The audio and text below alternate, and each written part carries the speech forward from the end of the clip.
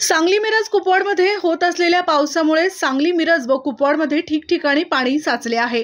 त्यामुळे सांगलीचे आयुक्त सत्यम गांधी यांनी प्रत्येक ठिकाणी पाहणी करून संबंधितांना सूचना देऊन काम चालू केले आहे।